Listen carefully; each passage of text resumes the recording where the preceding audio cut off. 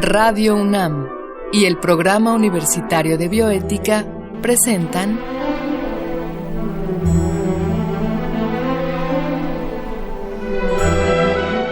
El Árbol de las Ideas.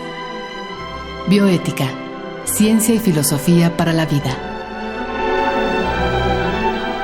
Con Paulina Rivero Weber.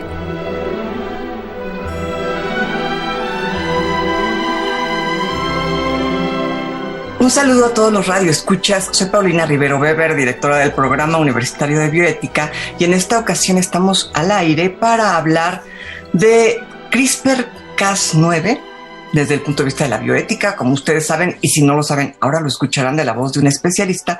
Esta es una técnica novedosa para la edición genética. Y para ello contaremos con la presencia del doctor Lluís Montoliu. Antes de presentárselos, vamos a escuchar una muy breve cápsula que el Programa Universitario de Bioética y Radio UNAM han preparado para ustedes. Si hay una cualidad que define al ser humano como especie, es su capacidad para transformar su entorno. Desde la invención de la agricultura, hace 10.000 años, prácticamente todas nuestras acciones se han realizado mediante modificaciones de la naturaleza de acuerdo a nuestros deseos y necesidades.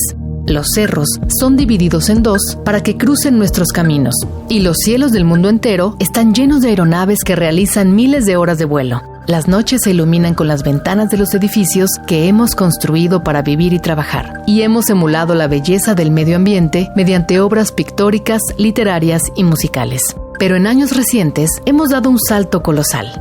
Antes, controlábamos fenómenos físicos como el fuego o la electricidad. Ahora tenemos la posibilidad de manipular las bases de la vida misma. Y es precisamente de eso de lo que se trata la ingeniería genética, donde podemos imaginar al ADN como los planos de construcción de un organismo. El funcionamiento biológico de los seres vivos, así como muchos de sus rasgos, dependen en gran parte de los genes que componen su ADN. Por lo tanto, si modificamos los genes, lo mismo ocurrirá con las características. Mediante novedosas técnicas y herramientas, la ingeniería genética es capaz de reemplazar, insertar o suprimir genes en ciertos seres vivos para que estos adquieran nuevas propiedades o funciones, como las bacterias modificadas para producir insulina humana, plantas resistentes a plagas o verduras que tarden más tiempo en descomponerse. Por supuesto, esta clase de logros dependen de un trabajo increíblemente complicado, pues es necesario encontrar qué gen hace qué. ¿Cómo es posible manipular algo tan pequeño que solo pueden visualizar los microscopios más potentes? Uno de los medios más eficientes ha sido la identificación de enzimas de restricción, que son moléculas que cortan el ADN en lugares muy específicos y que los genetistas usan para modificar la información genética de cualquier ser vivo, incluidos los seres humanos. En realidad, es tan complicado como suena, pues la falta de precisión podría causar mutaciones genéticas no deseadas y que sean perjudiciales para el organismo en cuestión. Pero ahora se ha encontrado una herramienta revolucionaria para la ingeniería genética, conocida como CRISPR-Cas9 o sencillamente Cas9, la cual es una tijera molecular que permite hacer cortes de una precisión sin precedentes. El Cas9 es un sistema inmunológico desarrollado por las bacterias a lo largo de millones de años de evolución para defenderse de los virus que las infectan. El siguiente paso consiste en conseguir que los cortes realizados por el Cas9 se completen de forma satisfactoria.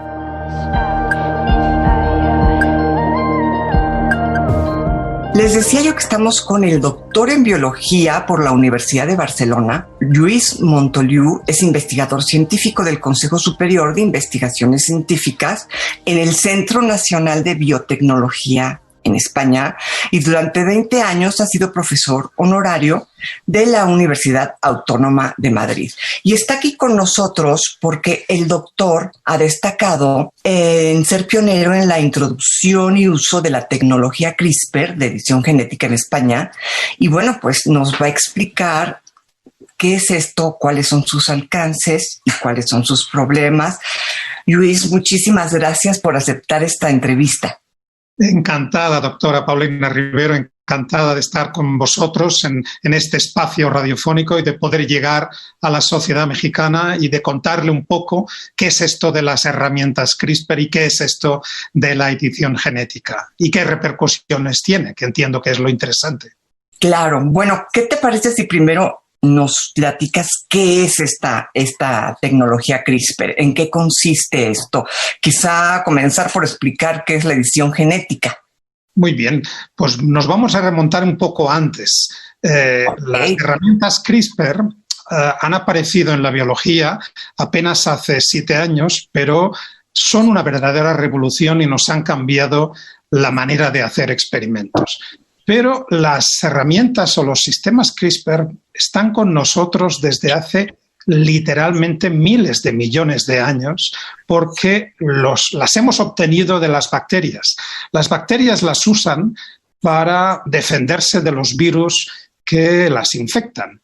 Y esto fue un descubrimiento que hizo un microbiólogo español en Alicante, de la Universidad de Alicante, el doctor Francis Mojica. Y 20 años después, él lo hizo en 1993, 20 años después, otros investigadores reconvirtieron estas herramientas originales que usan las bacterias en lo que hoy conocemos como herramientas de edición genética. ¿Y qué quiere decir esto de la edición genética? Pues quiere decir que somos capaces virtualmente de cambiar cualquier letra de cualquier material genético de cualquier ser vivo, sea un animal, sea una planta, e incluyendo los seres humanos. Nuestro material genético es ADN, y en el ADN, en nuestros cromosomas, recordemos que tenemos 3.000 millones de letras que se van sucediendo, la A, la G, la T y la C. El tener una letra puesta en una ubicación incorrecta o el cambiar una letra por otra, frecuentemente esto es causa de una enfermedad. Si tuviéramos la posibilidad de corregir esa letra y de sustituirla por la correcta, pues estaríamos curando. Estaríamos haciendo un tratamiento a este gen, lo que llamamos la terapia génica. Bueno, esto durante mucho tiempo ha sido ficción, ha sido un deseo de la comunidad científica, pero ahora se ha convertido en la realidad que nos permiten estas herramientas CRISPR, que también las conocemos como las tijeras o las tijeras programables, porque en definitiva lanzan este fenómeno de edición gracias a un corte en el ADN. Por eso las conocemos como tijeras. Oye, pero qué interesante esto que nos dices de que las bacterias usan esta herramienta de manera natural para defenderse de los virus y de que el primero en darse cuenta de esto fue un colega en España. ¿Nos podrías repetir el año y el nombre de la persona que hace sí, Francisco Juan Martínez Mojica, es un microbiólogo de la Universidad de Alicante, esto está en el sur de España, y en el 1993 descubrió estos sistemas CRISPR estudiando unos microorganismos que viven en las salinas de Santa Pola. Las salinas de Santa Pola están cerca de la ciudad de Alicante, son sitios muy extremos donde se evapora el agua para obtener sal de mar y donde apenas viven ninguna bacteria y solamente sobreviven unos microorganismos que son arqueas, que son las primas hermanas de las bacterias, y justamente en esas arqueas fue donde se descubrió los sistemas CRISPR. 10 años después, en el 2003, él se dio cuenta que era un sistema de defensa. Y 10 años después, en el 2013, otros investigadores, siguiendo sus investigaciones, las transformaron en lo que las conocemos hoy, que son las herramientas para la edición genética. Pero no hemos inventado nada nosotros. Lo que estamos haciendo es aprovechar un regalo que nos han dado las bacterias. Qué interesante. Este dato no lo teníamos y ha sido reconocido Martínez Mojica lo suficiente, digamos, bueno, pues, que comienza con este descubrimiento. Claro, cuando en 2012, en verano de 2012, dos investigadoras, una investigadora francesa, Emmanuelle Charpentier, y una investigadora norteamericana, Jennifer Doudna, lanzaron la idea de que este sistema de defensa de las bacterias puede convertirse en un sistema de edición, pues les empezaron a llover los premios merecidamente, pero a la que empezamos a estudiar de dónde venía esta idea, dimos con el origen, y a veces el origen es el que explica el por qué toda la sucesión de investigadores que vinieron detrás fueron capaces de llegar hasta donde han llegado. Y el origen está en Alicante, el origen está en España con Francis Mojica, que efectivamente ya ha empezado a recibir bastantes galardones y además suena como uno de los posibles candidatos a un futuro premio Nobel, como las otras dos investigadoras, así como otros tantos investigadores que han contribuido pues decisivamente al establecimiento de estas herramientas de edición. Claro, sí, es trabajo de un grupo que incluso de gente que ni siquiera se conoce personalmente, pero que han estado usando el trabajo de colegas y van poco a poco avanzando, digamos. Efectivamente, de hecho, he dicho unos 7 años, estamos en junio de 2020, esto empezó en enero de 2013 y empezó en una ciudad. Empezó en Boston, en la costa este de Estados Unidos de Norteamérica, y allí 2 investigadores, George Church y Feng Zhang, fueron los que contribuyeron a lanzar las aplicaciones en la edición genética en células animales y posteriormente en ratones y posteriormente en peces cebra, en otros modelos experimentales, y durante todo el año 2013 se fueron sucediendo la expansión del uso de estas herramientas en todos los seres vivos, incluyendo las plantas. Entonces, podríamos decir que la herramienta CRISPR lo que hace es aprender o un poco copiar la forma en que las bacterias se defienden de algunos virus. Pero, ¿qué es lo que hacen las bacterias? Meten tijera, por así decirlo. Vamos a explicarlo, vamos a intentar explicarlo. En las bacterias es una herramienta de defensa y por lo tanto lo que hace es cortar el genoma del virus y, como decimos en España, muerto el perro, se acabó la rabia. Si cortas el genoma del virus, el virus ya es incapaz de replicarse y desaparece. Esta es la función que aprovechamos en las células animales y en las células vegetales. Lo que hacemos es aprovechar la función de corte, por eso se representan estas herramientas como una tijera, pero es un corte muy específico. Por eso también se las llama tijeras programables. Son capaces de cortar guiados por una pequeña molécula de ARN que es complementaria en secuencia al gen que queremos modificar. Las herramientas CRISPR lo que van a hacer es abrir este gen y luego será la propia célula, la célula de la planta, la célula del animal, la célula humana, quien resolverá este corte y tendrá que corregirlo. Y durante la corrección es cuando podemos introducir los cambios. Podemos recortar una letra, podemos añadir una letra o podemos sustituir una o varias letras. Con lo cual las CRISPR lanzan el fenómeno o el evento de edición, pero la consecución de esa edición corre a cargo de las propias proteínas, de los propios mecanismos que tenemos todos en nuestras células. Ajá.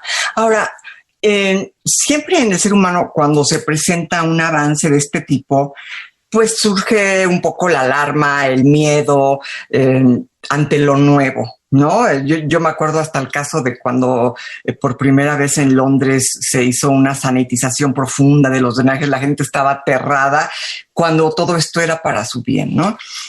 En algunas ocasiones, pues sí, las técnicas novedosas también tienen su lado negativo y hasta donde entiendo, una vez que introduces la técnica en una parte del genoma, puede haber cambios en alguna otra parte. ¿Es verdad esto o no? Bueno, lo que estás describiendo es la incertidumbre que todavía acompaña las herramientas de edición genética y esto es lo que nos hace recordar que su utilización tiene que ir siempre acompañada de prudencia y de un análisis muy pormenorizado, sobre todo cuando estamos hablando de seres humanos, pero no solamente de seres humanos, seres vivos en general. Claro. Y lo vas a entender con un ejemplo. Cuando nosotros promovemos los cambios en el modelo experimental que trabajamos en el laboratorio, nosotros trabajamos con ratones que los utilizamos para modelar enfermedades humanas, enfermedades raras, de base genética para las cuales no tenemos ni tratamientos ni cura posible. Y para su investigación, pues utilizamos esta aproximación en modelos animales. Ahora, con las herramientas CRISPR podemos hacer dos cosas. En primer lugar, podemos introducir en los mismos genes que están afectados en las personas, en los mismos genes en el ratón, podemos introducir la misma mutación que acabamos de diagnosticar en un paciente, con lo cual podemos reproducir en ese modelo animal lo que probablemente le esté ocurriendo a ese paciente sin necesidad de importunar y de trabajar ni de hacer ningún experimento con el paciente. Esto es una de las primeras cosas que podemos hacer y que antes no la podíamos hacer tan sencillamente. Y lo segundo que podemos hacer, que ya viene para el futuro, es, conocida la mutación que es la que causa ese desorden genético, intentar corregirla. Esto es lo que venimos diciendo que es la cura de los genes, que es lo que se conoce como la terapia génica. Y la terapia génica hay muchas diferentes aproximaciones y una de ellas también está basada en estas herramientas CRISPR. ¿Por qué decía incertidumbre? Yo hago un experimento en el cual quiero que en un gen determinado, donde haya una A, se aparezca una T, que es la responsable de esa enfermedad. Bueno, quizá de 20 ratones que me nacen, solamente uno tiene ese cambio tal y como yo lo había planeado. El resto de los ratones o bien no tienen ese cambio o tienen otros cambios, quizá en el mismo gen o quizá en genes similares. Y esta incertidumbre yo me la puedo permitir, sabiendo que es un privilegio trabajar con animales de experimentación, me la puedo permitir porque puedo seleccionar el ratón que tiene exactamente la mutación que yo había programado y descarto los otros 19. Pero este nivel de incertidumbre yo no lo puedo gestionar con seres humanos, con pacientes. Yo no puedo trasladar este 5% de eficiencia todavía al hospital.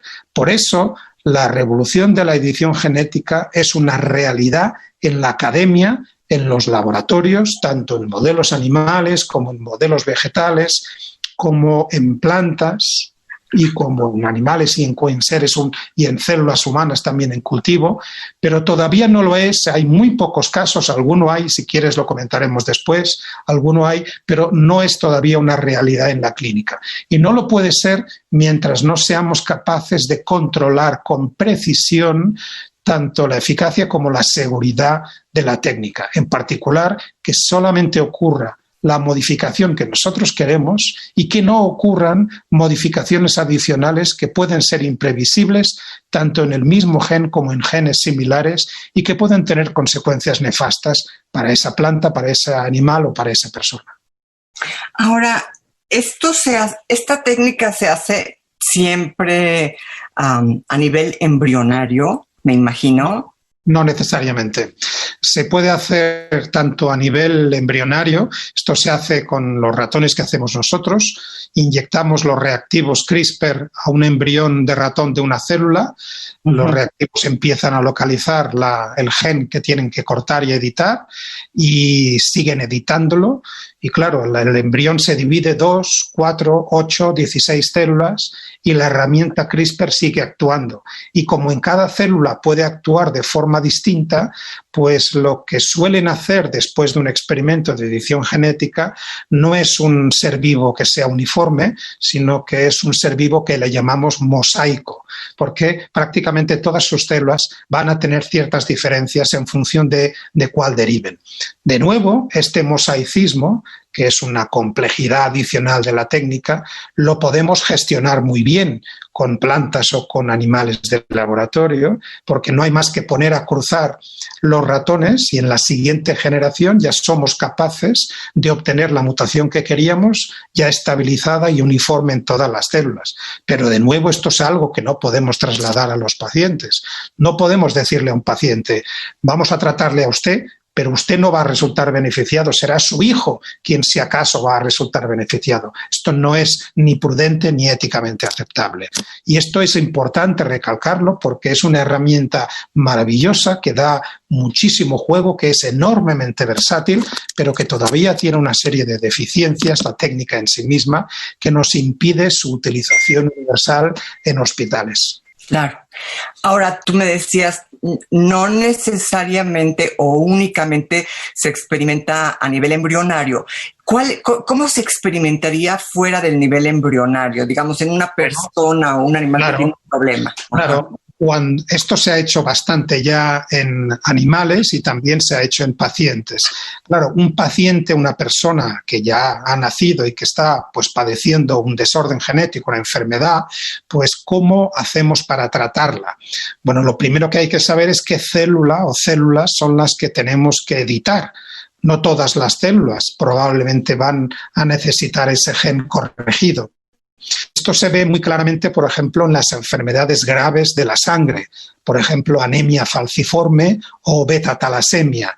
En estas enfermedades es posible extraer del paciente, de su médula ósea, células de la sangre y fuera del paciente, es lo que técnicamente llamamos ex vivo, fuera del paciente, editar esas células de la sangre, corregir el gen que se tenga que corregir y retornar las células editadas al paciente para que tenga su beneficio terapéutico. Claro, esto solamente es posible con unos pocos tejidos, los que permiten la regeneración de todo el órgano, como por ejemplo la sangre o por ejemplo la piel. Cuando hablamos de tejido nervioso, de neuronas o de músculos, tejido muscular, las distrofias musculares, enfermedades neurodegenerativas, entonces no nos vale la apuesta ex vivo. Entonces lo que tenemos que hacer es encapsular esas herramientas CRISPR en algunos vectores, en vehículos que lleven estas herramientas a las células diana, a las células destino.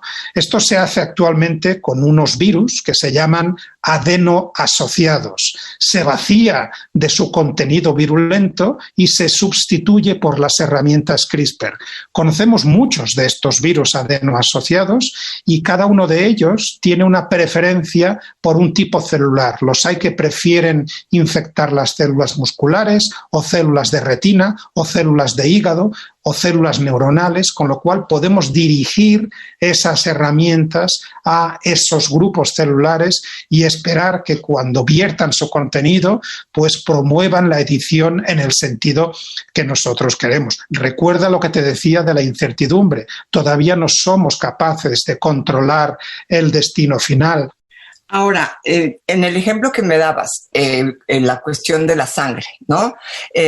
Tú no puedes cambiar todas las células de la sangre. Lo que haces es algunas y las reintroduces para que se reproduzcan, me imagino.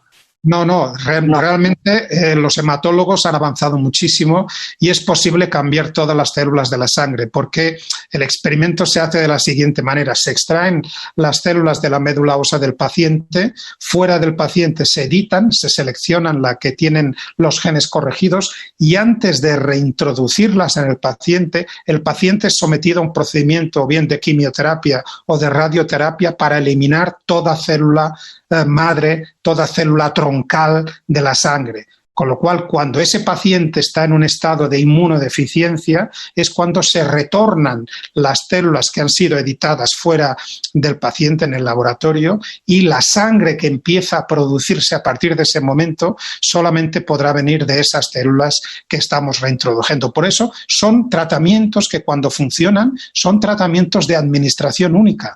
Una sola vez debería bastar para que para el resto de la vida esta persona tenga siempre la corrección génica que necesita. Esto no es una ciencia ficción. Tenemos ya varios pacientes de anemia falciforme y de beta-talasemia que han sido ya tratados con éxito. Son pacientes que habitualmente necesitan de 4 a 6 transfusiones sanguíneas al mes y que desde que han sido tratados ya nunca más han vuelto a necesitar ninguna transfusión. Pero entonces, de hecho, modifican el total de las células de la sangre. Porque modifican las células troncales. Okay. Sabes que la sangre está dando continuamente lugar a todos los glóbulos blancos, a los glóbulos rojos, a las plaquetas, y el quid de la cuestión, el truco, se trata de modificar a las células troncales, a las que dan lugar a toda la estirpe de células del sistema hematológico. Eso es lo que garantiza que desde ese mismo momento, cuando se implanten esas células editadas, ya pues todas las células que se produzcan a continuación sean ya corregidas. Claro, se van corrigiendo poco a poco, digamos, lo que corrigen es la maquinita de células, ¿no? Y se van poco a poco. La fábrica de las células. Uh-huh. Exacto. Qué interesante, qué barbaridad. Bueno, por último, las expectativas fabulosas, digamos, la gran esperanza, ¿por dónde va? ¿Hacia qué enfermedades hay expectativas de cura? Bueno, no solamente en biomedicina, también en biotecnología, en la producción de vegetales mejor adaptados al medio ambiente, animales mejor adaptados al medio ambiente también, pero en biomedicina yo creo que una de las aplicaciones que va a triunfar va a ser su uso en inmunoterapia del cáncer. El año pasado el premio Nobel lo recibieron dos investigadores que descubrieron proteínas que están involucradas en la regulación de ese control del sistema inmune que ataca a las células cancerosas. Pues bien, mediante el sistema CRISPR se puede promover que esas células del sistema inmune ataquen más eficazmente, sobre todo a cánceres que hoy en día no tienen curación o son muy difícilmente tratables, como los mielomas o los melanomas o los sarcomas. Cánceres que en estos momentos acaban cursando con fatales consecuencias y que podrían tener una cierta esperanza con la utilización de estas herramientas CRISPR solamente para revitalizar y para reforzar las defensas del propio paciente, lo que se llama la inmunoterapia. ¡Qué maravilla! Pues Luis, realmente te agradecemos mucho. Ojalá aceptes una entrevista futura para enterarnos un poco más de todas estas cosas maravillosas, ¿verdad? Muchas gracias a vosotros. Y yo encantado de colaborar con vosotros y ayudaros a entender y a compartir lo que sabemos y lo que todavía ignoramos del uso de estas herramientas de edición genética, que es mucho. Tienen unas expectativas fabulosas, pero tenemos que utilizarlas con prudencia. Pues te lo agradezco y bueno, no me queda más que agradecerles también a nuestra audiencia haber escuchado este programa y, por supuesto, a Marco Lubián, nuestro productor. Muchas gracias. En controles técnicos, Susana Trejo. Escuchamos la voz de Gisela Ramírez, cuya cápsula contó con la adaptación de Mario Conde al texto original de Diego Dionisio Hernández y se despide de ustedes, como siempre, su servidora Paulina Rivero Weber.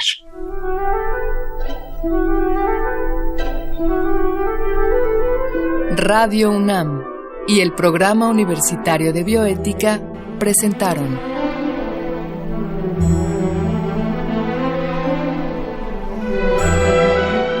El Árbol de las Ideas. Bioética, ciencia y filosofía para la vida. Con Paulina Rivero Weber.